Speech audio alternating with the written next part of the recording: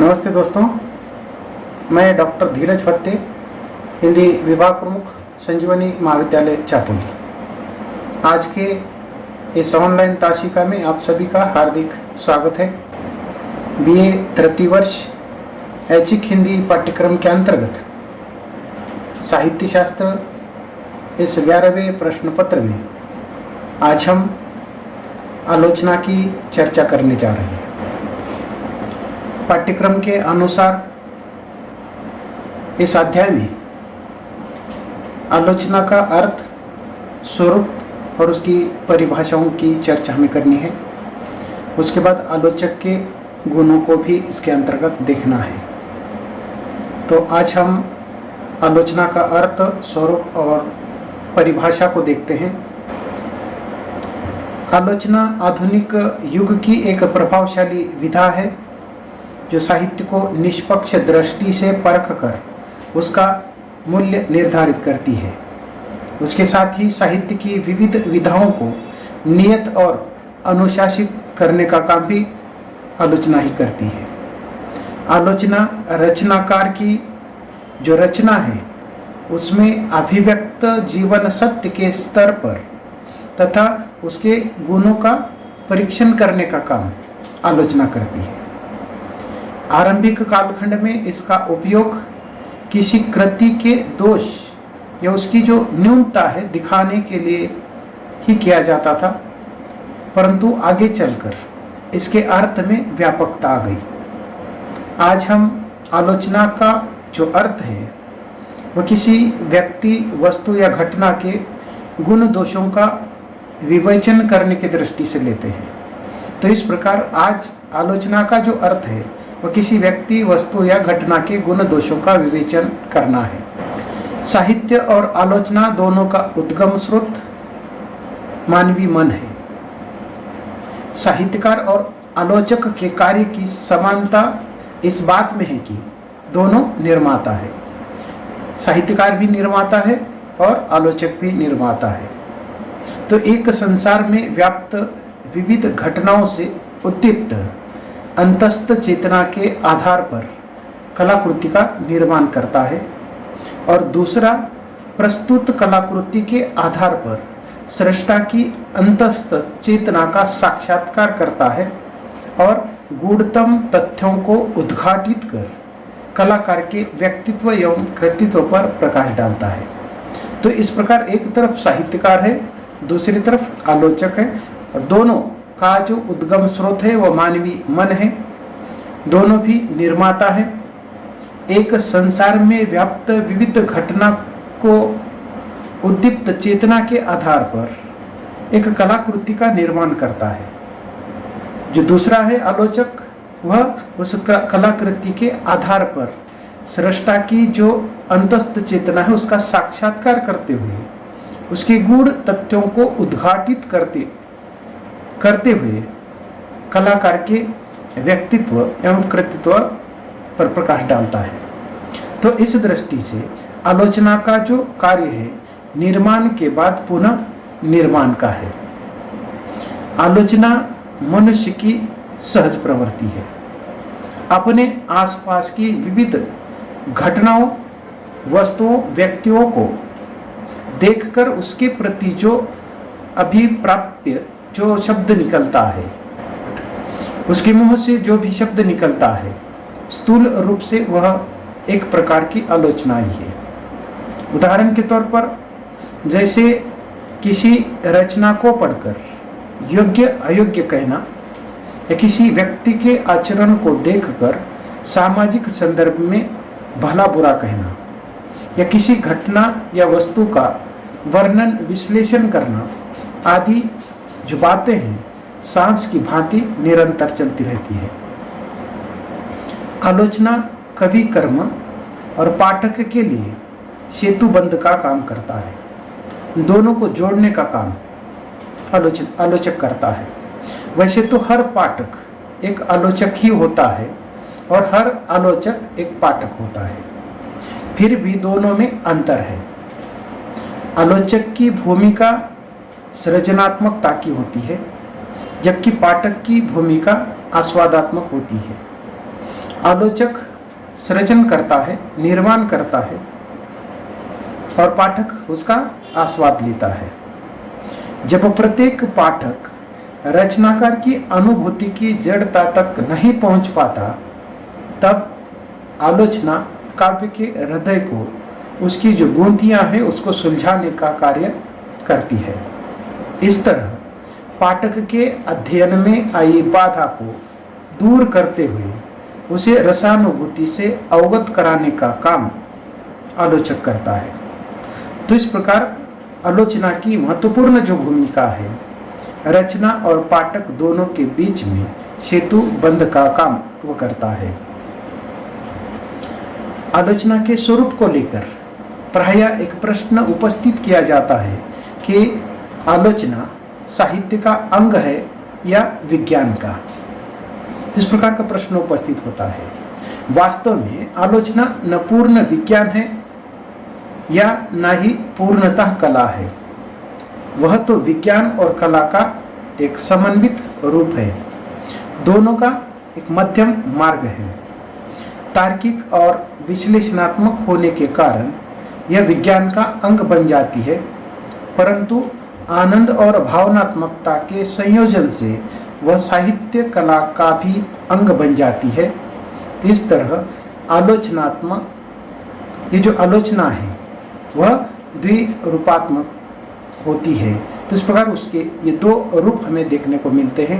एक तो विज्ञान से संबंधित है और दूसरा कला से संबंधित है। इन दोनों का समन्वित रूप होने से इसे द्विरूपात्मक आलोचना के रूप में देखा जाता है। तो हिंदी में आलोचना के लिए कई सारे शब्दों का प्रयोग होता है, जैसे कि समालोचना, समीक्षा, मीमांसा, विवेचन, सिंहावलोकन, विहंगावलोकन आदि शब्द भी आलोचना के लिए प्रचलित रूप में पाए जाते हैं। वास्तव में समालोचना, समीक्षा और मीमांसा ये जो शब्द हैं आलोचना के पर्यायवाची शब्द हैं। इसके व्यंजित होने वाले अर्थ लगभग एक जैसे ही है, परंतु सिंहावलोकन और विहंगावलोकन विवेचन के अर्थ में सूक्ष्मता की वह गहराई नहीं पाई जाती जो आलोचना एवं समालोचना या समीक्षा में पाई जाती है।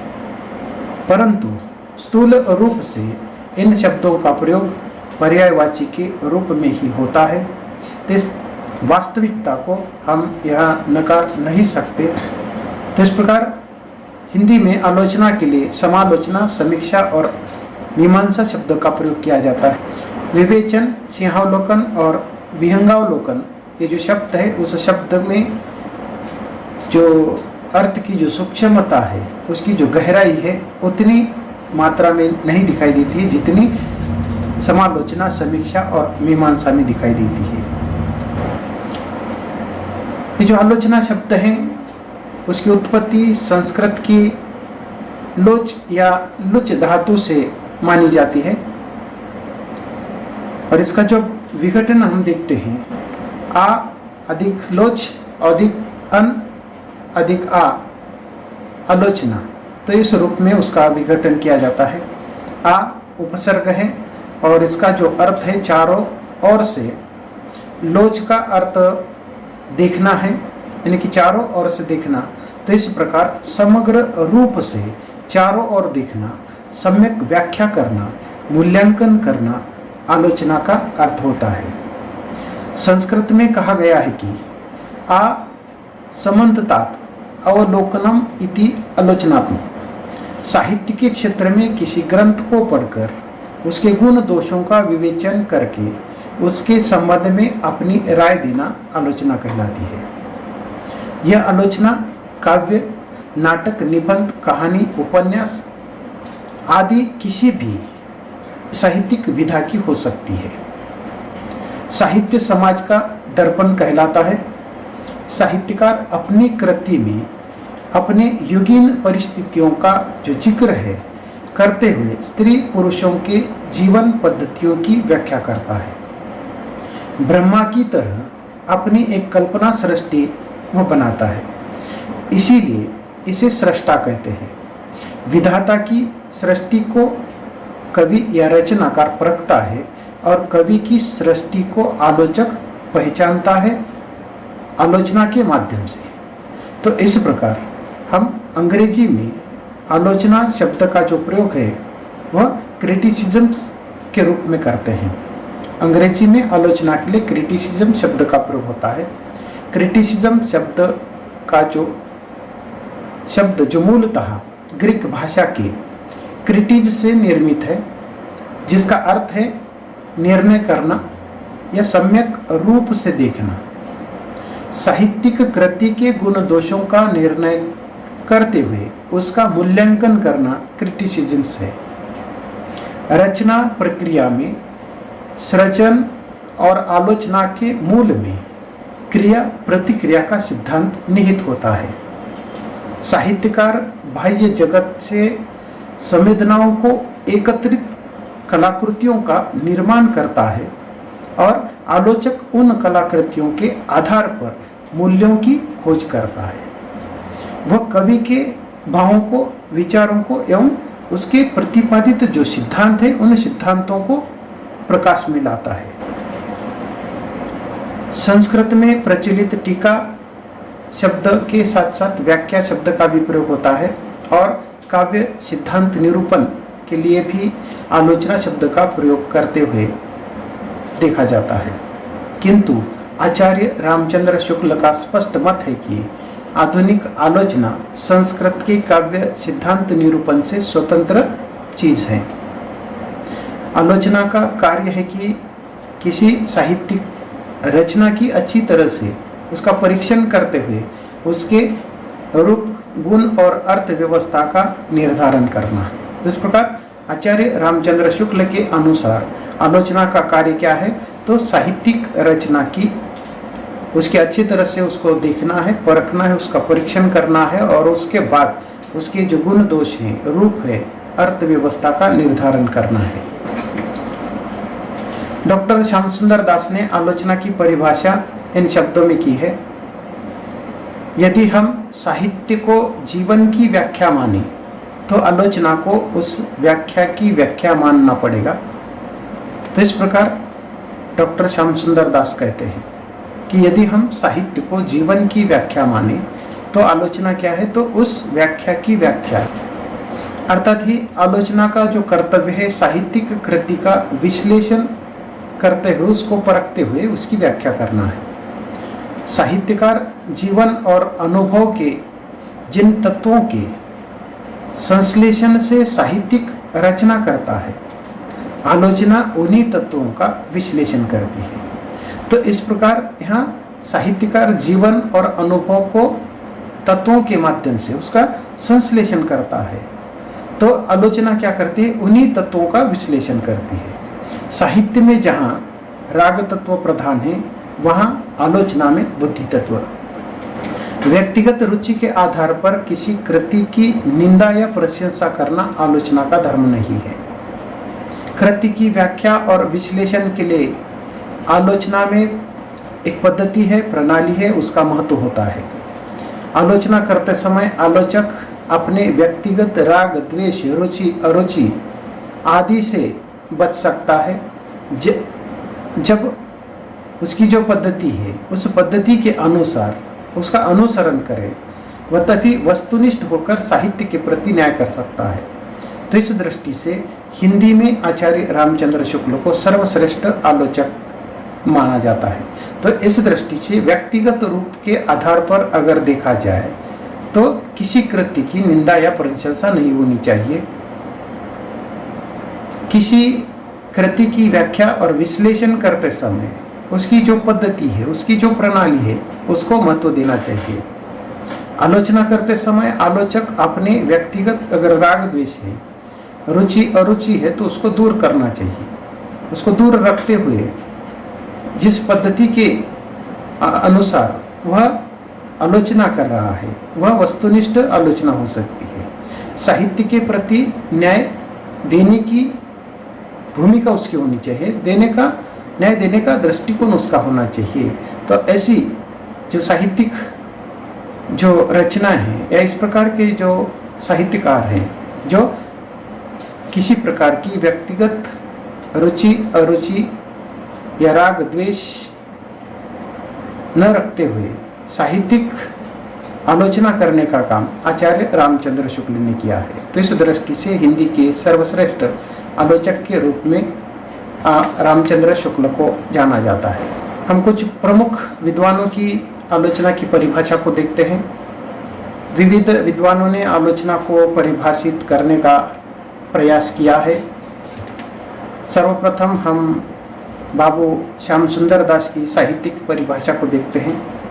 उन्होंने साहित्य के क्षेत्र में ग्रंथ को पढ़कर उसके गुण एवं दोषों का विवेचन करना और उसके संबंध में अपना मत प्रकट करना आलोचना कहा है। तो इस प्रकार बहुत सीधी सादी शब्दों में इन्होंने ये व्याख्या की है। साहित्य के क्षेत्र में ग्रंथ को पढ़कर, चाहे वो कोई भी ग्रंथ हो सकता है, उसको पढ़कर उसके गुण दोषों का विवेचन करना और उसके संबंध में अपना मत प्रकट करना आलोचना है। उसके बाद दूसरे एक विद्वान डॉक्टर रमाशंकर शुक्ल रसाल है। इन्होंने किसी वस्तु का सांगोपांग निरीक्षण करने तथा उसकी बाह्यांतरिक समस्त बातों पर विचार करके ज्ञानानुभव का ऐसा निरूपण करना कि उसका पूरा परिचय सभी व्यक्ति को मिल जाना आलोचना है। तो इस प्रकार किसी वस्तु का सांगोपांग निरीक्षण करना और उसका बाह्यांतरिक, बाह्य और आंतरिक समस्त बातों का विचार उसके अंतर्गत होना चाहिए। ज्ञानानुभव के आधार पर निरूपण होना चाहिए और उस रचना का पूरा परिचय सभी व्यक्तियों को मिल जाना, इस प्रकार का कार्य आलोचना का होता है। आचार्य नंद दुलारे वाजपेयी ने सत्य शिव सुंदरम का समुचित अन्वेषण पृथक्करण अभिव्यंजना ही आलोचना कहा है। तो इस प्रकार आलोचना करते समय सत्य शिव सुंदर का जो समुचित अन्वेषण है, उसके आधार पर रचना का प्रतिकरण करते हुए उसके प्रति अभिव्यंजना करना ही आलोचना कहा है। डॉक्टर भगीरथ मिश्र ने आलोचना का कार्य कवि और उसकी कृति का यथार्थ मूल्य प्रकट करना कहा है। कलात्मक उत्कटता का पूर्ण प्रकाशन आलोचना का श्रेय कार्य है। तो इस प्रकार आलोचना का जो कार्य है, कवि और उसकी कृति का यथार्थ मूल्य प्रकट करना है और कलात्मक उत्कटता का जो पूर्ण प्रकाशन है, उसे आलोचना इन्होंने कहा है। तो एनसाइक्लोपीडिया के अंतर्गत जो आलोचना की व्याख्या की है, आलोचना साहित्य अथवा ललित कलागत सौंदर्य वस्तु की गुणवत्ता एवं मूल्य को आंकने की एक कला है। जिसमें सौंदर्य वस्तु में निहित सृजक का दृष्टिकोण तथा रचना विधान प्रकट होता है। तो इस प्रकार आलोचना साहित्य अथवा ललित कलागत सौंदर्य वस्तु की गुणवत्ता एवं उसका जो मूल्य है आंकने का काम करता है। आंकने वाली एक कला है। इस कला में सौंदर्य वस्तु में निहित जो सृजक है, सृजन करने वाला, आलोचना करने वाला, उसका जो दृष्टिकोण है, उसका रचना विधान उस रचना के माध्यम से, आलोचना के माध्यम से प्रकट होता है। उसके बाद अंग्रेजी विद्वान रिचर्डस ने कहा है कि आलोचना साहित्यिक अनुभूतियों के विवेकपूर्ण विवेचन के उपरांत उसका मूल्यांकन करती है। आलोचना के अंतर्गत आलोचक क्या करता है, जो भी साहित्यिक जो कृति है उसकी अनुभूतियों का विवेकपूर्ण विवेचन करता है। एकाध कलाकृति की आलोचना करते समय आलोचक अपने अनुभूतियों के आधार पर विवेकपूर्ण उस रचना का विवेचन करता है और उसके उपरांत उसका मूल्यांकन करता है, अपना जो विचार है प्रकट करता है। मैथ्यू आर्नल्ड ने आलोचना की परिभाषा इस प्रकार की है कि वास्तविक आलोचना में यह गुण रहा करता है कि उसमें समग्र निष्पक्षता से बौद्धिक सामर्थ्य का प्रदर्शन किया जाए। तो उन्होंने दो महत्वपूर्ण बातों का उल्लेख किया है अपनी परिभाषा के अंतर्गत। वास्तविक आलोचना में यह गुण रहा करता है, तो उन्होंने गुणों की बात की है। तो कौन सा गुण है, तो जिसमें समग्र निष्पक्षता है, निष्पक्षता है, पक्षपात नहीं है, भेदभाव नहीं है, रुचि अरुचि नहीं है, निष्पक्ष दृष्टिकोण के माध्यम से, और बौद्धिक सामर्थ्य का प्रदर्शन है। बौद्धिक सामर्थ्य के आधार पर उसका प्रदर्शन किया जाता है। तो इस प्रकार का विचार मैथ्यू आर्नल्ड ने किया है। इन विभिन्न परिभाषाओं के आधार पर आलोचना के स्वरूप के संदर्भ में निष्कर्ष रूप में हम यही कह सकते हैं कि आलोचना का जो मूल आधार है वो किसी न किसी लेखक के द्वारा लिखी गई कृति है। बिना किसी कृति के कोई आलोचना संभव नहीं हो सकती। आलोचना वास्तविक रूप में सृजनात्मक कृति के बाद की प्रतिक्रियात्मक प्रक्रिया है। तो इस प्रकार एक प्रक्रिया है, और वह प्रक्रिया कौन सी है? जो आलोचना क्या करती है? वास्तविक सृजनात्मक जो कृति है उसके बाद उसकी प्रतिक्रियात्मक प्रक्रिया देती है। साहित्य कला अन्य कला की तुलना में अधिक सूक्ष्म, गहरी और प्रतीकात्मक प्रक्रिया है। किसी भी कलाकार के कलाकृति की मूल संवेदना तक पहुंचने के लिए आलोचक को विविध शास्त्रों का, मान्यताओं का, व्याकरण आदि के नियमों का जो आधार है वह ग्रहण करना पड़ता है। किसी भी रचना की आलोचना करते समय आलोचक को तटस्थ रहना बहुत जरूरी होता है, परंतु यहाँ तटस्थता का जो मतलब है दोषारोपण करना मात्र न होकर साहित्यिक कृति का अध्ययन करते हुए सूक्ष्म संवेदनाओं का विश्लेषण कर उसके बाद निर्णय देना महत्वपूर्ण होता है।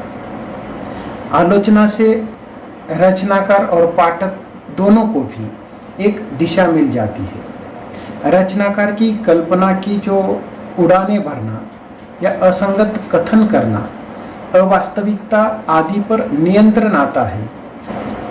किसी कृति का आलोचना का ऐसा कोई निश्चित एवं शाश्वत मापदंड नहीं होता है। समय समय पर जांच परख के मापदंडों में परिवर्तन आता है। जैसे प्राचीन या मध्ययुगीन काव्य में अलंकार, छंद, रीति आदि का होना अनिवार्य माना जाता था, जबकि आधुनिक युग में यह बातें उतनी अधिक महत्व नहीं मानी जाती या नहीं रखती है। जब आलोचनात्मक कृति पाठक या सहृदय को समझने में सहायक हो जाती है, तब वह भी सृजनात्मक स्तर पर पहुंचकर पाठक को हर्ष बोध से अवगत कराती है। अर्थात ही आलोचना के द्वारा ग्रंथों की जटिलता को आसान पद्धति से स्पष्टीकरण प्राप्त होने से पाठक को आनंद प्राप्त होता है। जटिलता को सुबोध बनाने का कार्य आलोचना करती है। तो इस प्रकार आलोचना क्या करती है? जो भी कृति है उस कृति को पाठक या सहृदय तक पहुंचने में सहायक हो जाती है, सहायता करती है। पाठक को हर्ष उत्पन्न करने में वह मदद करती है। इतना ही नहीं तो जो जटिल ग्रंथ है उसको आसानी से उसका स्पष्टीकरण पाठकों तक पहुंचाकर उसको आनंद देती है। जटिलता को सुबोध बनाने का जो कार्य है वह आलोचना करती है। आलोचना में कल्पना का जो भाव है उसकी अपेक्षा तर्क और बुद्धि की प्रधानता अधिक होती है, जिसके कारण रचनाकार की कृति को न्याय देने की जो प्रामाणिक कोशिश है वह यहाँ होती है। केवल संभावना पर विचार न करते हुए सत्य के निरूपण की प्रवृत्ति उसमें अधिक पाई जाती है, परंतु आलोचना में भावात्मकता का थोड़ा भी अंश नहीं रहता, ऐसा भी नहीं। काव्य की जो गूंदियाँ हैं उसको सुलझाने के लिए भाव पक्ष का सहारा भी लेना पड़ता है। तो इस प्रकार आलोचना में काल्पनिकता का और भाव की अपेक्षा तर्क और बुद्धि की प्रधानता अधिक होती है। अन्य रचना की जब हम तुलना आलोचना के साथ करते हैं तो अन्य रचनाओं में विशेषकर कविता के अंतर्गत जो कल्पना और भाव पक्ष होता है तो यहाँ उसको अधिक महत्व नहीं है।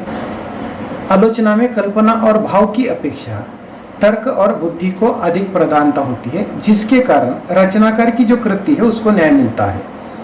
वह प्रामाणिक आलोचना करने की कोशिश करता है। केवल संभावना और विचार न करते हुए जो सत्य है उसका निरूपण करने की जो प्रवृत्ति है वह आलोचक में आ जाती है। आलोचना में भावात्मकता का थोड़ा भी अंश नहीं रहता है, ऐसी भी बात नहीं है, क्योंकि काव्य की जो गूंथियाँ हैं उसको सुलझाने के लिए भाव पक्ष का भी यहाँ होना आवश्यक हो जाता है।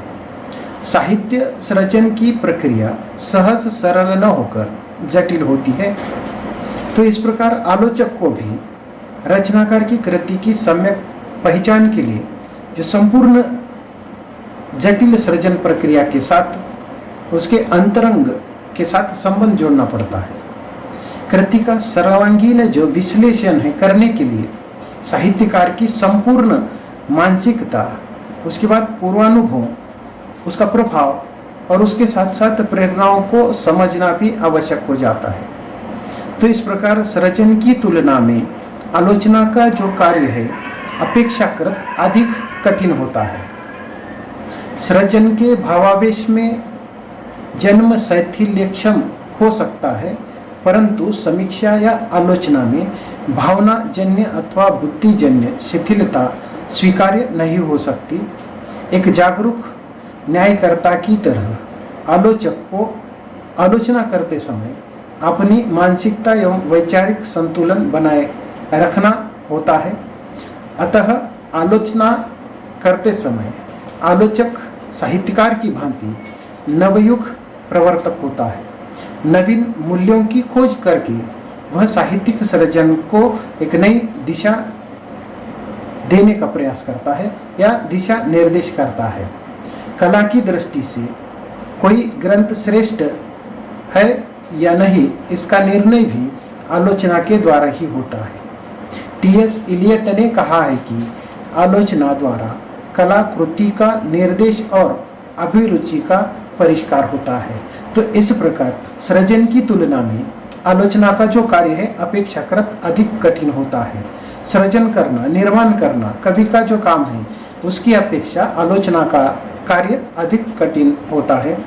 सृजन में भावावेश जन्म शैथिल्यक्षम होता है, परंतु समीक्षा या आलोचना में भावनाजन्य और बुद्धिजन्य शिथिलता उसके अंतर्गत स्वीकार नहीं की जाती।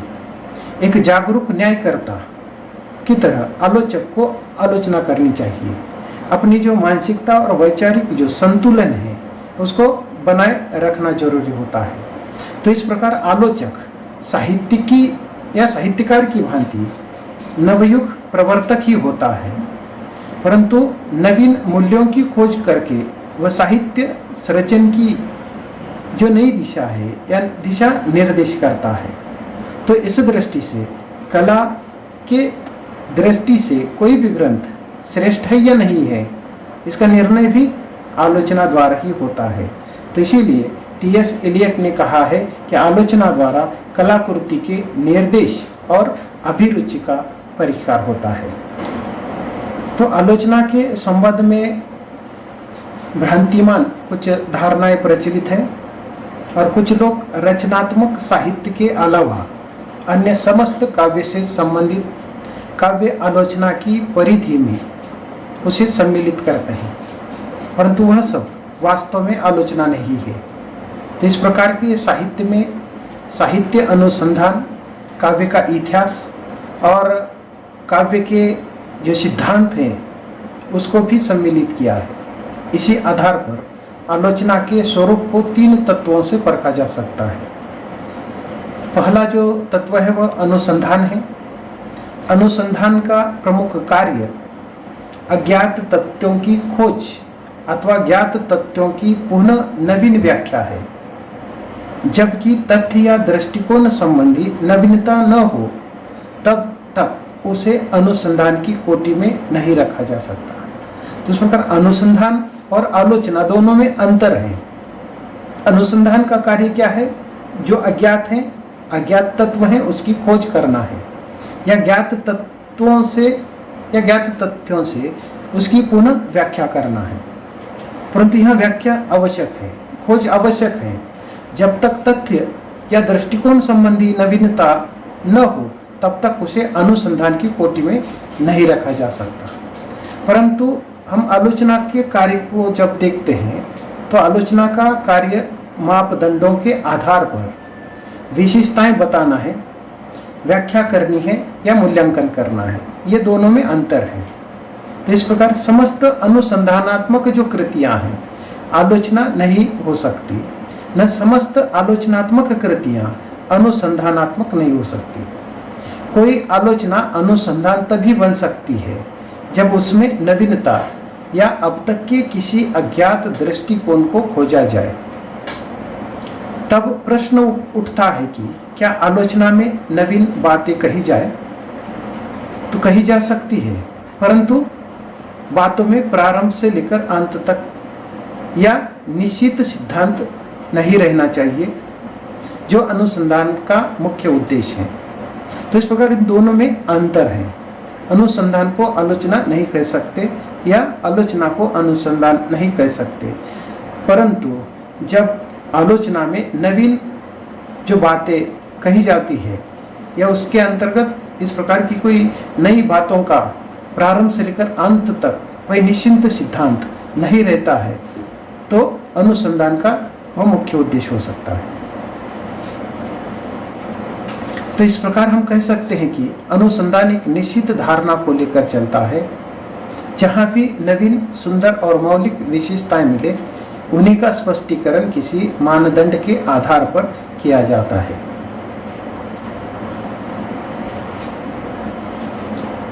उसके बाद आलोचना के स्वरूप का दूसरा जो तत्व है वह साहित्यिक इतिहास और आलोचना है।